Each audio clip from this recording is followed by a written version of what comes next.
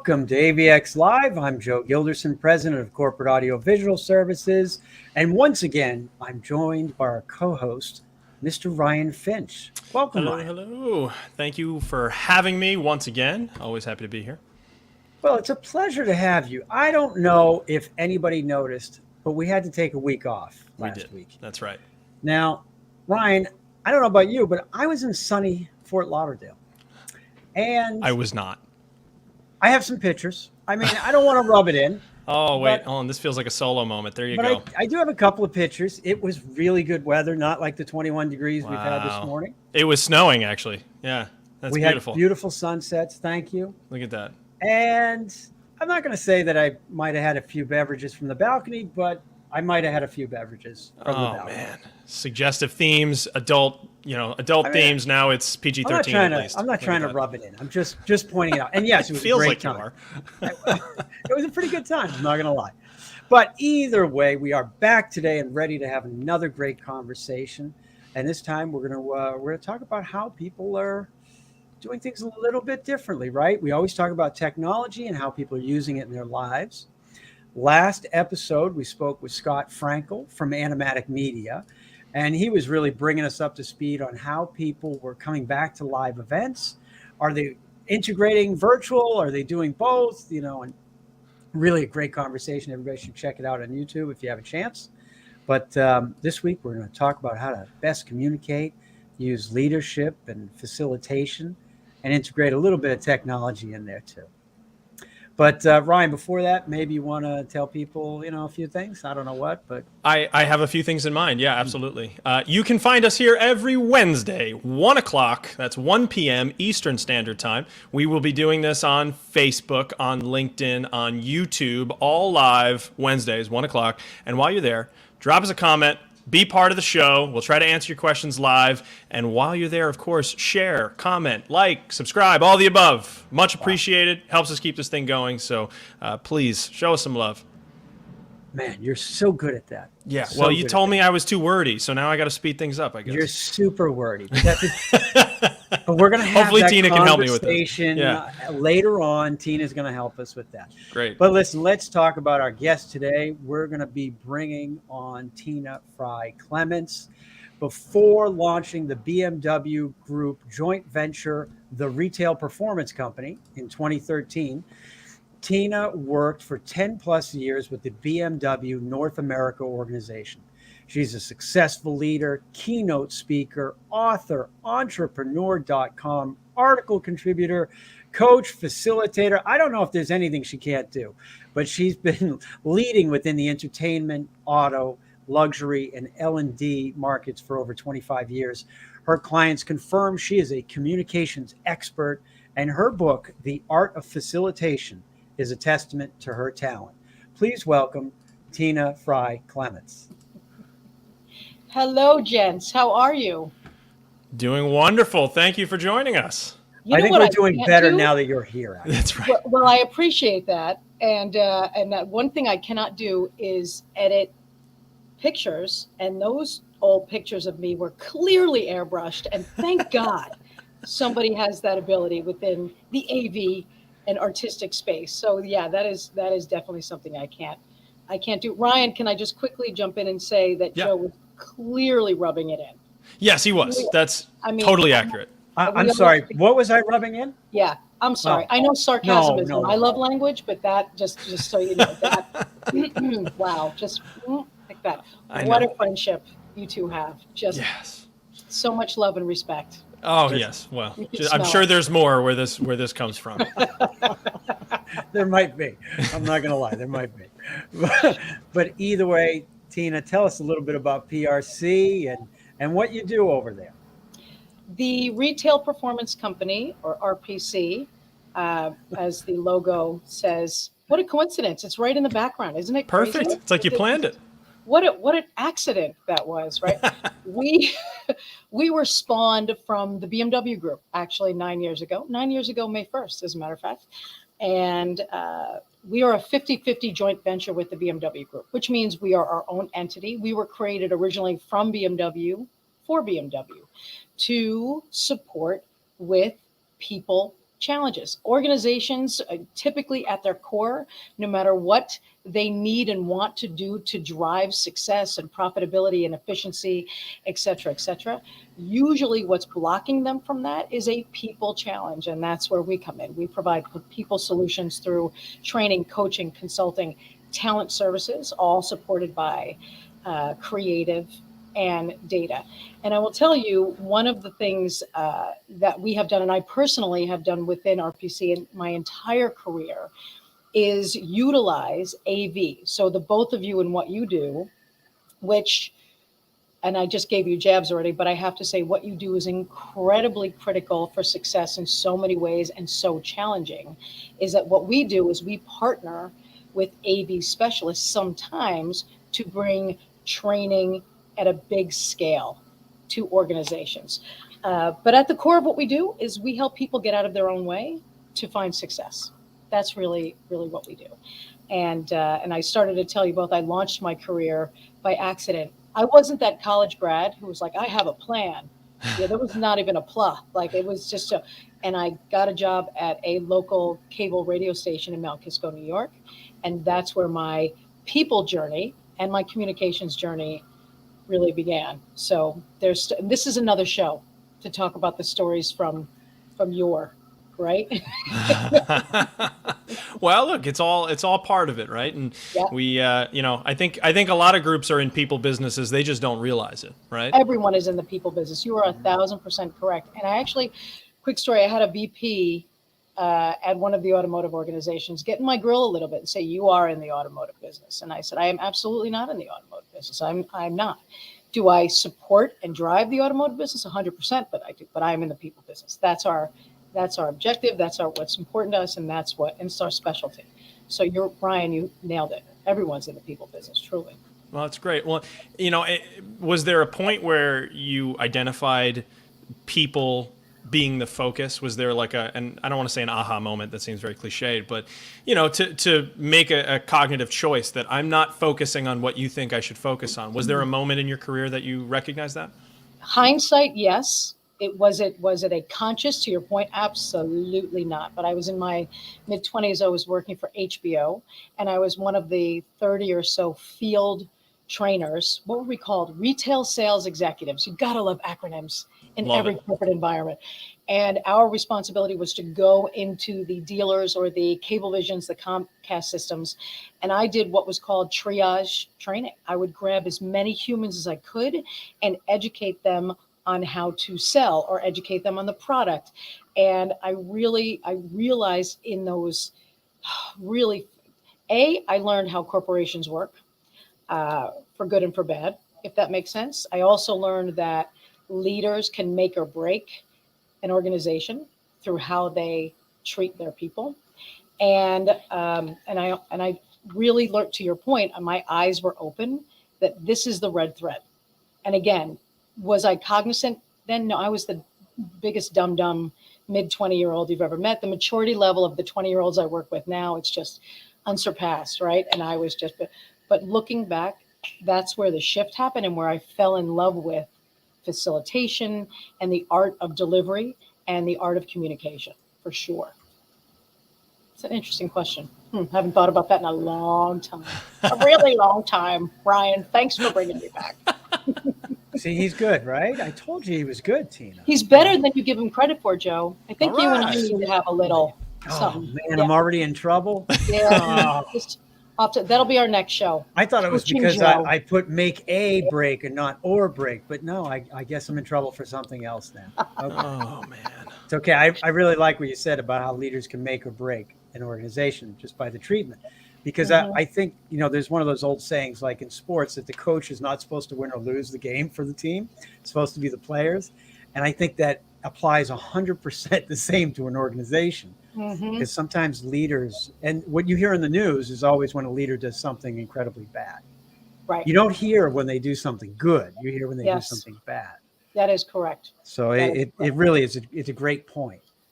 And I think there's a highlighted, we're highlighting the time right now on how people are treated in an organization. I think maybe that didn't exist for a few years, but it's certainly a high point right now, right? And during the pandemic, it had to rise to the top because it made it that you can really hide as a leader when you're in person, in some ways, But when you are remote, you have to pick up the phone. You have to, because your entire responsibility as a leader, to your point, Joe, is not to do for, but to create an environment where people can thrive. And it really is a simple equation. It's ridiculously hard because there are people involved. And sometimes we have stuff. Leaders have stuff too, right? However, your responsibility is to check in and to provide the tools and ask the questions, sometimes as simple as, how you doing? Hey, I noticed that you didn't show up today on the call. How's it going? That's it. Which probably will open the door to, I didn't want to tell you, but okay. So how can I support you with that? I'm not saying fix the problem I'm saying create an environment where they can feel safe. And it is work. And that's one of the courses that we teach, which is called Leadership 1.0, the fundamentals. There's no part of that course where we talk about pivot tables or P&Ls, which are important in don't get me wrong. That's my responsibility. They're my targets as well. However, it's the people for whom drive all of that will make or break the organization. So what am I doing every day to ensure that they are safe, heard, and feel respected? It's it. Didn't I make that sound so simple? It sounded incredibly Absolutely. easy. I'm trying to figure out how to do all of those things right this second. But you had me at hello. So, yeah. But you bring up a good point, which is this is a little earlier than I planned on kind of hitting this subject. But you mentioned leaders having to check in and that they could hide. In person they could hide. But what did you see in the very beginning of the pandemic? Because if that's your typical audience is those leaders, how did they react in the very beginning? In my world, the majority, myself included, were in disbelief. And as a matter of fact, I hired a business admin. Her first day was March 31st, for which I said, well, I'm going to onboard you during the pandemic, right? So this is 2020. And I said on camera, I'm going to onboard you today for a few hours, but it'll be a week. We'll be back in a week. So we proceeded to just be in the denial stage for probably too long. And then once it was accepted, there was, we as an organization are really blessed and lucky because we did go through what so many humans went through, which is the blame, we call it victim state, right? You're in the blame game, and now our entire organization needs to shut down. And we saw that pretty rampantly. We're really lucky within our organization. We have people who, we're coaches. So we're surrounded by people who helped us with our own mindset and shift and whatnot. However, we did see within our industries and with our clientele, I'll be honest with you, a lot of people who remained stuck in the beginning to their deficit. Because as we all learned, the word pivot, right? Wasn't that the word in 2020? Yes, terrible. Yes, it was. Yes. But it's a fact. Either you pivot or die, right? We had to be shark-like. If sharks stop moving, they die. So that's where, again, we were very blessed that we held each other accountable. When there was victim mentality, for which there was, myself included, another colleague or friend would say, how long do you want me to let you swim around in the blame game and blame these germs? 20 hours? Till 2 days? How long? Okay, there we go. Right? Because it doesn't serve you to swim around in victim till your fingers get pruny. You have to make a new decision, a new choice to shift your mindset and change. So that was a really long-winded answer, Joe, to say that we saw a lot of people, and they are not the better for it. That was the other thing during the pandemic, right? They are still trying to dig out, whereas a lot of companies have said, okay, we need to pivot, not just literally within our organization, but here to be able to find success. So, in some ways, Tina, it does kind of sound like some of the things that you would otherwise coach your clients on, it was a moment where you had to, use that on yourself and on your own organization. Is that fair to say? It's more than fair. It's a fact. I have 2 coaches on retainer for myself 24/7. Are you kidding me? I have one, I call her my triage coach, where when I'm like, what are you doing? No, you're not, because you're coaching me for 30 minutes. I mean, Oprah has 4 coaches all the time, Yeah. right? So you are 100% right. We had to utilize the skill set that we teach every single day. No question about it. What I am most proud of is that we did. And we call, again, we called each other out, but appropriately. We held each other accountable, but appropriately. We created the safe environment.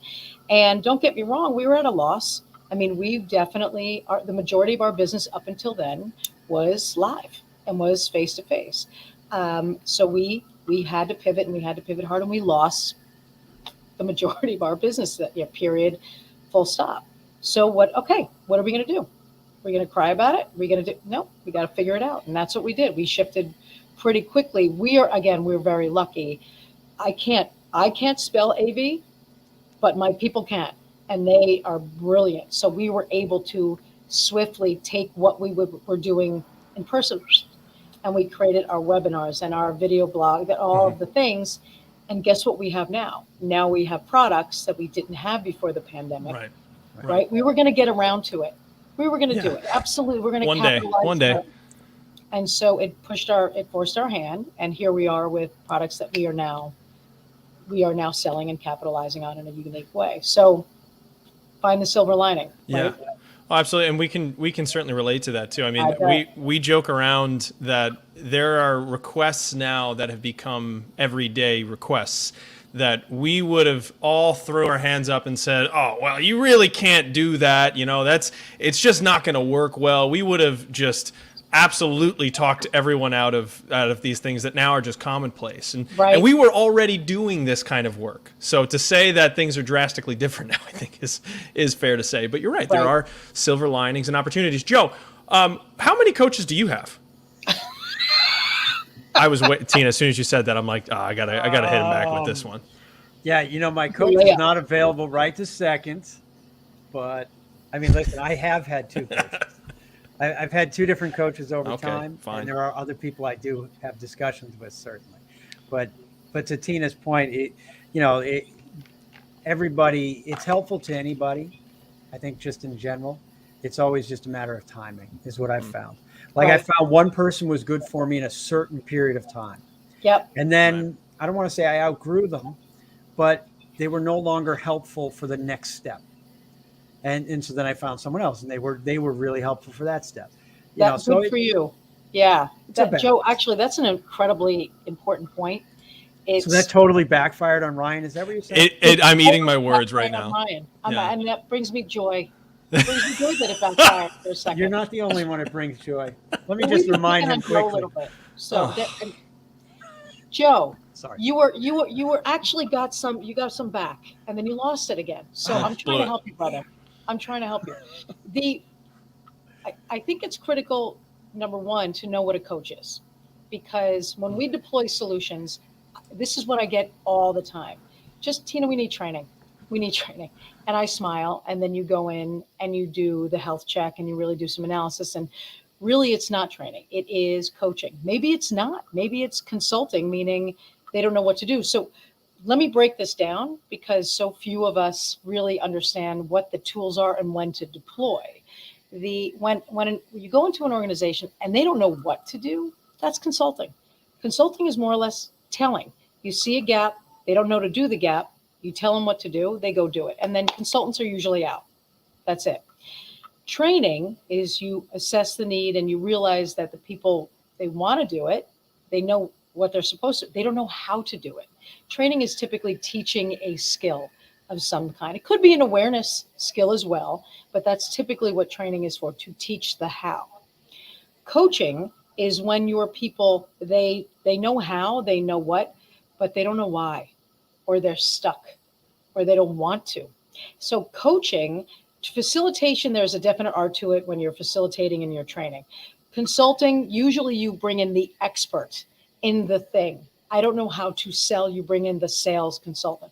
With coaching, you bring in someone who understands what the art of coaching is, which is really about asking big, fat, hairy questions that you don't know to, or you're not willing to ask yourself. Questions like, so tell me what you're really afraid of. On a scale of 1 to 10, how happy are you doing this job? Well, I'm really at a 3. Okay, do you want to get to a 4? No, I really don't. All right, so what are we talking about here? Right? So you're blocked, and that's where coaching comes in. And coaching is not therapy or psychology or psychiatric support. Very different. Where therapy really gets you from the past to the present, coaching gets you from the present to the future. When we are coaching with people, it doesn't really matter on some level what had got them to this point. Oh, you're struggling with your past relationship with your mom, which of course I still am, and that's another show again, right? Or but how it's about you here and you. But that's it. You want to get from good to great. You don't want to get from here just to good and to that middle point. You want to go from good to great, and that's where coaching comes in. And it's being stuck is really whatever that feels and looks like to an organization. It's always different, but it's always a people. It's person. It's this, right? You're always this far away from being unstuck, as we like to say, which just happens to be the size of what's between your ears, right? That's it. Once you can have that new thought, and there is an actual equation to getting unstuck. So many leaders feel like to get somebody unstuck, you walk up to your employee, you put your finger in their face and say, change, just figure it out. Or here's my favorite, stop feeling so angry about it and just do it. How nice. Why are you so sad? Shut up. Isn't that great? It's the feeling part of it is the middle of the equation. If you want someone to get unstuck and to shift and change, you have to start with the beginning. And the equation goes like this: thoughts, feelings, and actions. Guys, when we're done with the show and you do whatever you're going to do in post, I get ready, watch it. Thoughts, feelings, action. There you go. Okay, great. Whatever. Thank you. Noted. So, 22 minutes. And this is where you guys come in, and I'm like, I don't spell AV. I don't know how to do all that crazy, wonderful stuff. If we can, with coaching, the goal is to get the human with whom you're working to change their thought. And you can't do that by putting a finger in your face and saying, change your thought, right? Feel different. You have to ask these big questions, and then they will do it on their own. Wow, that's a good point. I never thought of that. New data. Once that new thought comes in, I have a new feeling. With the new feeling comes a new action.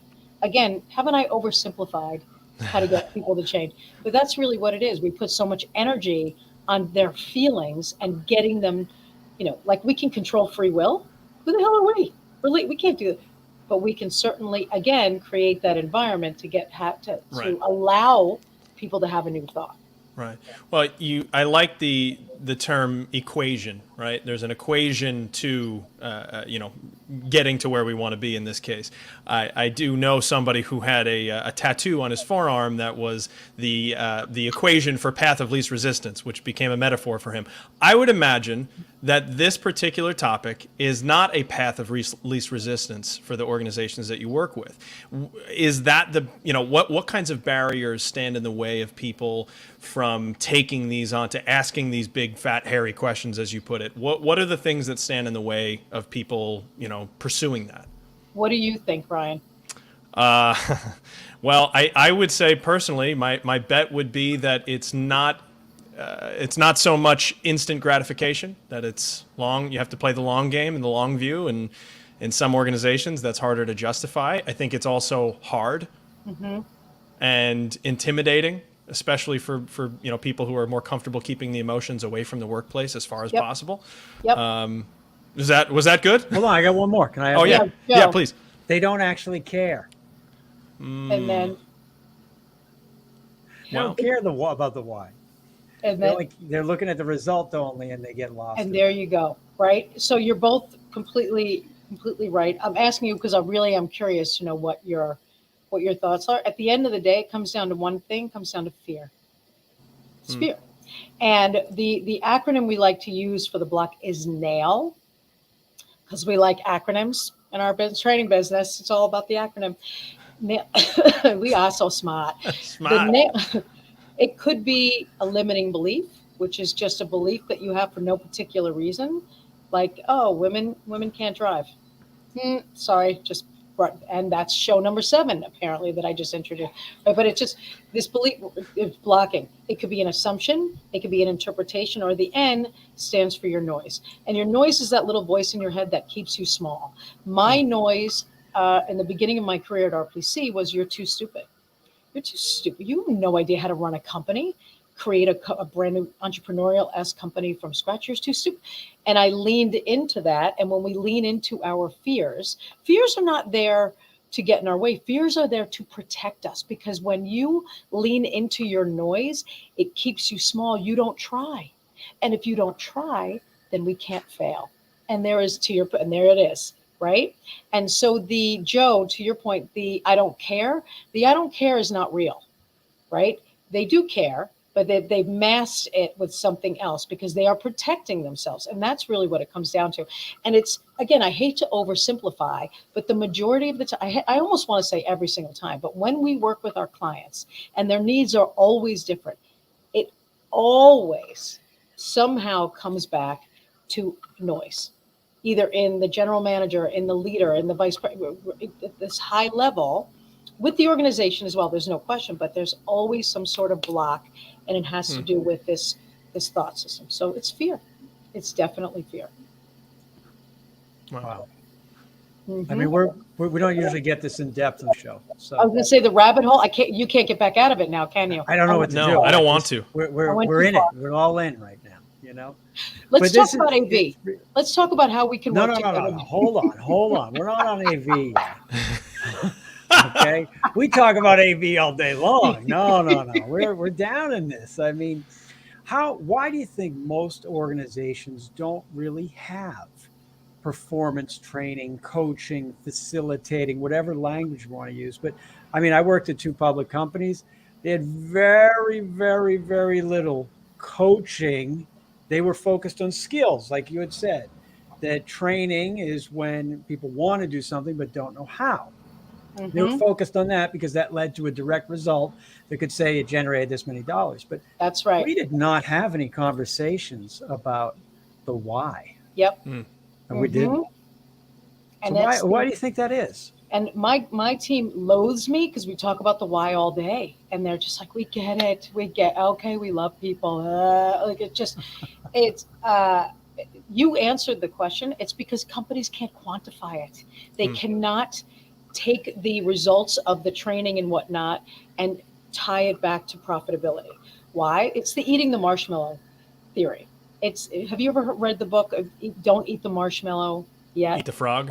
Is that the same different premise? Book, also very good. Very good. This book by Joaquim de Posada, it's called Don't Eat the Marshmallow Yet. Now I have to tell the story very quickly. So there was a study done. This is where I get my facts wrong, ladies and gentlemen, so bear with me. 60-ish years ago, I think it was done in a Latin country, again, I forgot the country, with about 600 7-year-old kids. And what they did was they would take the child into a room and someone would walk in and go, hey, little Sally, this is a marshmallow. Now, this marshmallow is for you.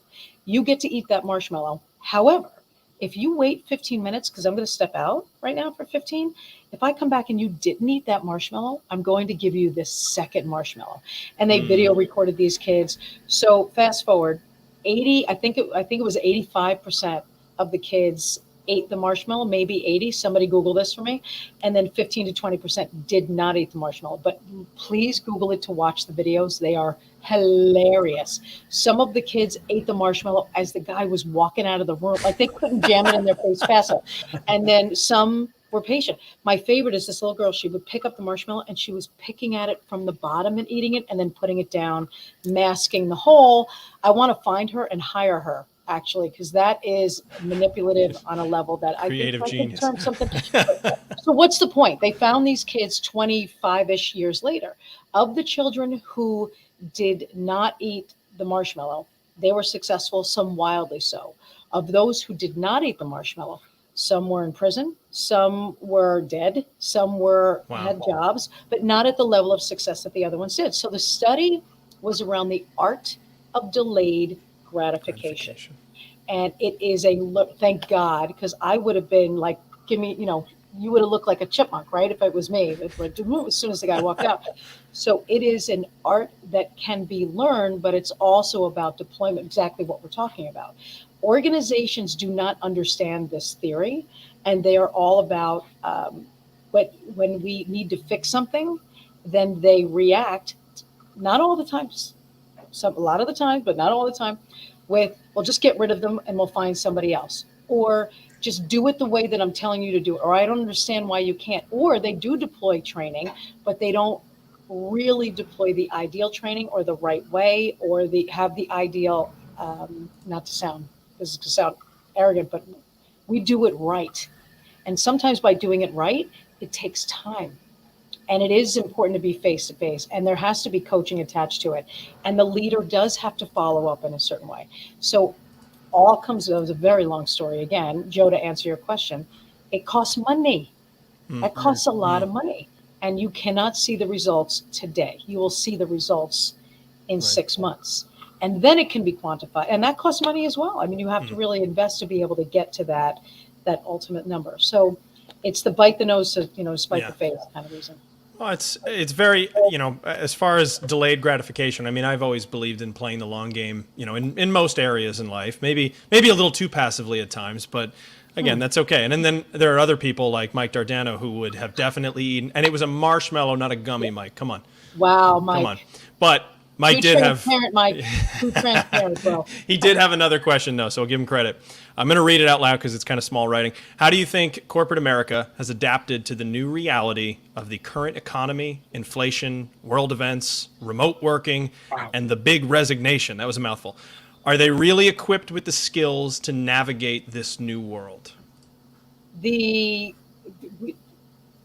they have the skills? Yes. Are we deploying the skills? I don't know. I think that we're still pushing off the inflation piece. Coincidentally, I just had this conversation with my global community. RPC has 10 markets across the world. And we were talking about how it is really affecting us and what are we going to do about it. And it's not a matter of what are we going to do. It's we need to do right now. This is real. Our businesses, we're starting to travel again, and all the things. So I think that before we can all, as all of our organizations can be equipped, we have to start here. I mean, I hate to say it, it sounds a little warm and fuzzy, but we have to be mentally open that this is going to hurt.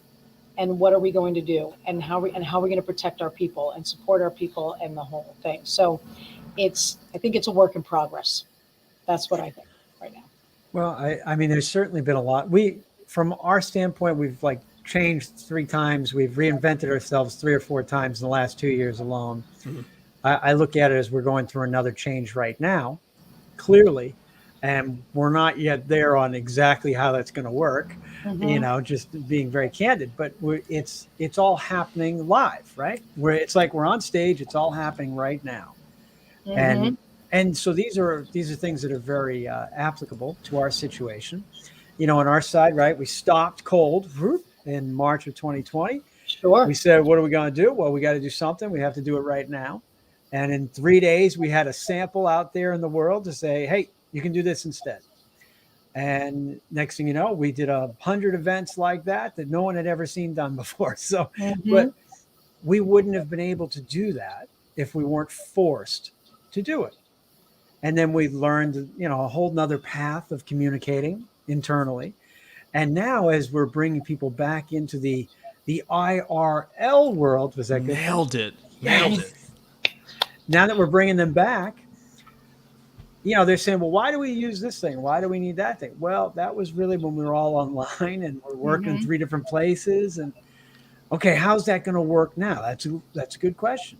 Mm-hmm. So we're adapting again, and I just think that's a constant, but it's very easy to do in a small organization and very hard to do in a big organization. So I'm going to disagree with you on 2 levels. One, yes. I think politely and respectfully, I think, Joe, the reason you're not going to smack me across my face, right? No. I would never. I cannot believe you just brought that up after we specifically decided we were not going to bring it up. No, you decided. I decided I was going to it. Actually, I think I said it. And the rabbit hole was just gone down again. I'm sorry. One, and now I forgot my thoughts, which were really good. You disagreed with Joe, which is my favorite part. And then You disagreed. we'll Big just say organization, it's hard. say that. You mentioned that the only way you could have done it, Joe, is if you had to. I think the reason why is because your team wanted to. So you both have built an organization from an employee engagement perspective. So if you, and you're pointing to Joe, which I think is adorable. So and the reason you're doing that, Ryan, see, because Joe built that. I mean, it really is, it has to be a testament to Joe, you as a leader, because it would not have worked if your people did not want to shift. That victim state that I mentioned earlier is the blame game. It's the any reason to not engage and shift your perspective and accept or whatever it is, because there's comfort in well, it's not going to work anyway. And Joe didn't do that. Clearly that didn't happen. Your team pivoted. There's that word. The team shifted and changed because they wanted to. So you had the framework beforehand. And that's what I meant about respectful disagreement. Yeah, you had the tools in place, but it was the people. That's really. So that's it, Ryan. No more compliments for Joe. Okay, But, deal. yeah. Now, how about, because I think one of the points Joe made was on a large scale for businesses that are much larger than ours, obviously, it would be, in his mind, was more difficult to make those quick changes. Would you agree, disagree? I would disagree with that too. Thank you, Ryan, Perfect. for reminding why I disagree with I love Joe these. on his own show. I think this is really great because it's challenging regardless, and of course it is harder to do. I look at the BMW organization, right, for which I can actually see their corporate headquarters. They're massive. They are national or global, actually, right? So to put anything in place, regardless of the pandemic, is always more challenging because you're trying to get mindset shifts on this global scale. But the process is the same. And when there's a small company, it's no easier just because they're smaller. If anything, sometimes in my experience, smaller companies can be more family-esque. And if anyone has a family and has any drama in their family, coming from an Italian family, I have no idea what I am talking about. Ha ha, she says sarcastically, right? There can be a lot of, so it's just as challenging and sometimes, if not more, because of this familiarity, because of this, just tightness and the close-knit. So there's its own unique set of challenges is what I'm trying to say. But the process is the process for change. The algorithm is the algorithm, right? And it's work. It's work to get everybody involved in the whole thing. Well, I agree with you completely that it is work. It's a lot of work. And I think the why is always the hard part.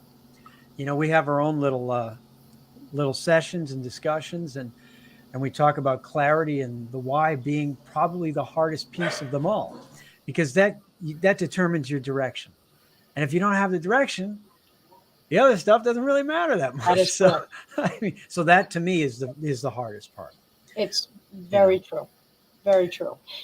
And to hold people accountable for that, right, Joe? Because this is where, I had worked for human resources for 3 years in the BMW organization. Best and most challenging job I've ever had. But to performance manage your organization to your vision, to your mission, to your promise to yourself, to your promise to each other, to your promise is, again, because it's not tangible. It's ethereal, right? And it's the most critical element to ensure profitability and success and efficiency and all the things. So, Joe, you're right. It's work. Hard. It is work. But, I think we're going to take some easier ones because this is too scary, this conversation. Like, this is like real work right now. I mean, you got to compliment me. So there's something in there. There was one good thing came of it. That's it. Like, Ryan, I promise you, that's it. One and done. One and done. That's okay. It's already too many, believe me. He's on ship with that. But so as you were teaching people how to communicate online, and obviously everybody has kind of different experiences, and what they might have done face to face maybe is a little different when they were on Zoom or WebEx or Teams or whatever. I mean, how did you communicate those things to, say, executives that really had no technical experience and were uncomfortable with the device to begin with, other mind the discussion? Right. We actually worked with not just executives, but we worked with people whose full-time responsibility was to go into organizations and train and communicate on products or messaging or processes. That was their whole job. And their job shipped on a dime. So what we did very quickly is we took we have a few live courses. One is called The Art of Facilitation, based on a book that we wrote called The Art of Facilitation, 3-day intensive live course. Amazing, if I do say so. And we immediately converted that into a 5-week intensive online course where we started with the fundamentals. And in this case, they were using Zoom. So we taught Zoom. That was lesson 1. And not everything, we didn't go down that rabbit hole, but we taught them what they needed to do to continue the principles, support the principles of adult learning online, because you can still do it. You can still touch the visual, the kinesthetic, the somatic, the auditory, the reading, writing learners while communicating in this way. It's very challenging, but it absolutely can be done. So we broke it up into this 5-week course, and we were able to teach them that. But I will tell you, the biggest objective and the challenge for us was to coach them around the belief that it could work. That was the most challenging part, and myself included. I've been doing this for 25 years, more than that, this instructor-led game, right? I'm a geek, I'm a nerd. This is what I do, adult learn. And then boom, like that, to just become an online facility. What? So I had to shift. And then once I accepted it, now we were able to definitely support everyone else. So that was one of the first things that we did. What we continued to do was to teach really how to use the technology. We didn't realize that we were going to become experts in Teams and Zoom and Skype and all these things, but we did so we could help our clients and our peers as well. Well, and now everyone is, my 12-year-old is like, Mom, what is wrong with you? It's unbelievable. Well, that's, you know what, there's a lot of good stuff in there. And in particular, I like, because we actually, in one of the discussions that Joe was just talking about, we were talking about the importance of credibility as it pertains to leadership. So, I mean, you know, in your organization just embodied that, right? Like, if I can do it, then you can do it. And I'm practicing what I'm preach, and I'm learning these skills. So, you know, again, that's building that credibility that you can then hopefully, you know, impart on, you know, on your clients, which I'm sure you have. You know, it is kind of funny though, because we still see now there are new challenges, like the new challenges, not the old new challenges, the new challenges that pertain to more like hybrid events, which is, you know, we're talking about AV again, Right. You know, and we're seeing like, all right, I had a handle on this, and now you've changed it, and I'm angry again. Mm-hmm. So, you know, and I guess to some extent it is a never-ending saga. You know, but I appreciate the fact that you did focus on the technology, because there's that threshold, right? That if you can't meet me at least here, then you're not going to be able to do your part effectively. Mm-hmm. And it's this idea that everything needs to be kind of done for you from a technology sense that had to go away really quickly, right? It's a really good point. I feel obligated to come clean because there are in that. I am still the guy who walks by the copier and it breaks. I don't know. Am I made of some sort of carbon crystal atom thing? I'm not really sure. But my team knows. I learned a technique years ago, improv. I took improv training. I was horrible, but I took improv, and it's say it and come clean and be accountable. And so, because technology fails, and mm-hmm. I don't like it. I'm just going to say it out there. And I was the last on the team to embrace it. Not this technology necessarily, but others, just simple technology, right? Because it's not going to work. And I swim in that victim, but I'll look at them and go, I hate this. Help me. And then I will get it. And the whole, right. So I think there is the success of all of what you're saying also swims in the word accountability and transparency, right? And communicating proactively, and just because sometimes it doesn't work, and sometimes you don't want it, right? So I felt the need to, as my team is probably watching this, going, she didn't accept any of this stuff, right? Didn't like it. I was that guy. So, but it's important, especially as a leader, right? If you don't expect something from them if you're not willing to do it yourself. Well, that became one of the reasons that we created actually this podcast to begin with, was because we needed to practice what we preach. It helped us to adapt a certain technology to another technology. there was a lot of good reasons. And plus we were really lazy and didn't have any time, and we just couldn't edit any more video in the amount of time that we had. and we knew we could do it live. So we weren't afraid of the mistakes. But And there were. No fear. there's lots of mistakes, but that's okay. You know, that's all right. But So you didn't have to cut it and splice tape like I did in the 90s. Well, there were a couple times we had to splice tape. It just looks a little different now, and it was usually because I had to cover up something Joe said. But you know, that's beside the point. Well, obviously, come on, Ryan. I know. You don't even find that a little hard to believe, Tina? And then not anymore. No, not after today. Yeah. Mike agrees. Good point. Yeah. Also, I don't know what this means. Joe is like the cousin from Boston in those Sam Adams ads. I don't know what. Oh, you don't watch I'm not enough sure. television. From Boston. All right, I'll tell you. Oh, no, I do know. There it is. Okay. Mm-hmm. I agree. That's just not true. That's not true. I don't know what he's talking about. you know, you'd mentioned the book, The Art of Facilitation. I know that you do speaking. I know that you've done some writing from entrepreneur.com, because I've read some of the articles. I'm way ahead of Finch. He hasn't read these things. I'm way ahead of him. But, you know, really interesting. But so tell us about these current projects that seem outside of the consulting and coaching area. Mm-hmm. The Art of Facilitation was a labor of love.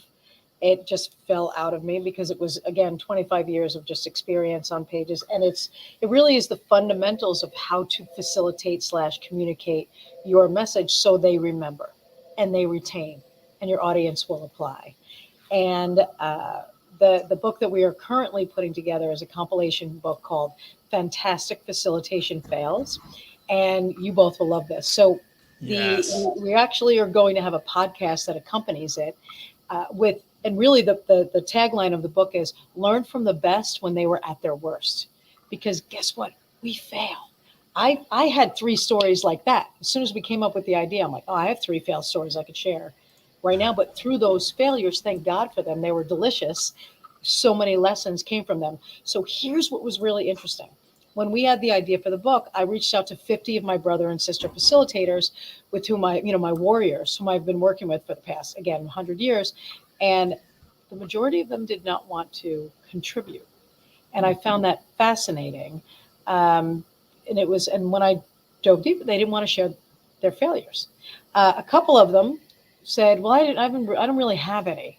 And I fell off my chair. And see that face, Ryan? That's the face that I made. And I was like, you do? Yeah, exactly. You do, but it's okay. That's all right. So we are now in the process of recording our own podcast first, because we have found that more people want to talk about it live than actually put it on paper and cement it into a book. But that should be coming hopefully third quarter. And now I've just said that out loud. So now I have to do it. And there you go. Accountability. There it is. Damn it. And now that it's here, like it's written, it's done. It's official. Yep. I guess so. Coming soon. Third quarter. Thank you. And then we're always writing about choice. Choice has become my team. Again, when we talk about choice, there's always 5. And remaining a victim to the situation is a choice. And the other 4 are to shift your perspective, to accept it, to change it, or to leave it. And those are your 5 choices. Every time you hit that roadblock, and when you hear yourself say, you don't understand, I don't have a choice. I can't ask for a raise. My boss would never get, nope. You do have a choice. You actually have 5. And that has been, I don't know if any of you are like this, but I've been writing this book around these 5 choices for years. And so that is another, now I've said that out loud too. Why am I telling you boys everything? That's stupid of me. It's so inviting. You can't help it. It's understandable. We're warm personalities. You've just created an environment of safety and security. I do.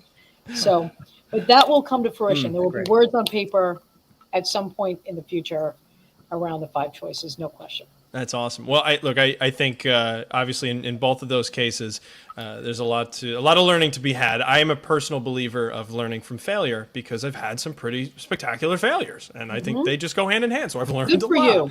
Yeah, Good for you, Ryan. One of which spectacular. Yeah. Well, all right, easy. Are they recorded, Joe? Can I watch them? They are. I don't even know which ones he's talking about at this point, but there are some that even precede you, believe it or not. In any case, but then of course, on the side of choice, and again, we talk a lot about decision making, right? And that's another topic of discussion. Is remaining a victim, is that akin to making no decision? No, because you're making a decision. You're making Or- a decision. or Well, I did- guess what you're saying is right. Being too passive, like you're just letting the world happen, and in some case you latch on to an emotion. Maybe it's not a perfect comparison. With victim state, you're choosing a thought, right? And when we're coaching people, the majority of the time, I'm going to say probably all the time, you're coaching them out of victim state. Now you can't tell them to get out. All you could do is ask them these big questions. And a favorite question, and again, when I call my triage coach, right, she'll call me out. And how long do you want me to let you stay there? You know where you are, right? And I'm like, I know, I know, right? And but it's that awareness piece when you're swimming in victim that not enough humans have. They really believe their rhetoric. They really believe that it is the other person's fault. They really believe that the world it's happening to them. This decision that's happening to, I'll be honest with you, my daughter, it's a big challenge, right? And he was mean to me and this and that. And I said, oh my God, to be able to get this young brain to be open to that thought. The thing that's really interesting is I have better success with these young kids around having new thoughts than I do the 40-year-olds with whom we are working, because they're so rooted in their belief system that this victim state is actually real and they are choiceless. Nope, you have a new choice. So again, long-winded answer, Ryan, I think you're right. You're making no choice per se, but really you are choosing to have this, to keep having the same thought. Right. That's really what's happening in victim state. And again, that's the beginning of the equation that we talked about. Right. If you can shift your perspective, which is one of the choices, then you could potentially accept it or change it or leave it. Another choice. So, not an easy place to be. Been there many times. My fingers have been pruny, swimming around in victim state. I say it all the time. And what you need to be able either coach yourself out or, Joe, hire one of the future 4 coaches that you're going to hire to help yank you out. I mean, this is a lot. There's a lot to digest. My head's spinning a little bit. Joe feels tired, victimized. I feel like a victim. I mean, yes, this is hard. I'm about to make no choice right now. But no, I think this is great, and that's exactly the conversation we were looking to have with you. Like I said before, in the AV side, it's a little different. The idea that we like to look at is that we're adapting technology towards the goal, not trying to make you adapt towards the technology, with some variables due to the recent 2 years. But I mean, in general, we're trying to make it work to achieve the goal. And in this case, that's the idea, right? We're communicating remotely, but we could be sitting next to each other just the same. We can reach a small audience or a large audience, but we have all these tools, and it's how to make them work for us. And facilitating and coaching and training and consulting. I never really knew the difference before today. So, and now I have these cool little buttons right here that says consulting is when someone doesn't know what to do, and training is when they want to do something, but they don't know how. I mean, I was actually paying attention. I know you think I was just smiling over here. I am very impressed. I mean, he finally learned how to use the mute button while he's feverishly typing away. So I commend him for that. The usually your videos, that's all you hear, I am impressed. I am wildly impressed. That is great, because in a minute I'm going to make the copier explode just by walking by it. So once again, yeah. And have you ever seen Office Space? Because that's usually what I recommend. Yes. Yeah. So you know where I'm going with this. Yeah, 100%. Well, this is great. We're definitely looking forward to the fall, the third quarter, for the new book. We got to hold you to that now, the third quarter. Damn it. Can't wait. I think there's a lot of really interesting things. And I like the idea of choosing failures to learn from. Because as I explained to my 18-year-old son, you should learn from other people's mistakes instead of having to make it yourself. Yeah. Who has time to make all the mistakes? We have to learn from each other. It's very true. Yeah. So don't make them all, like Right. you're going to have to make some, but let's not make all of them. Hold something back, buddy. Yeah.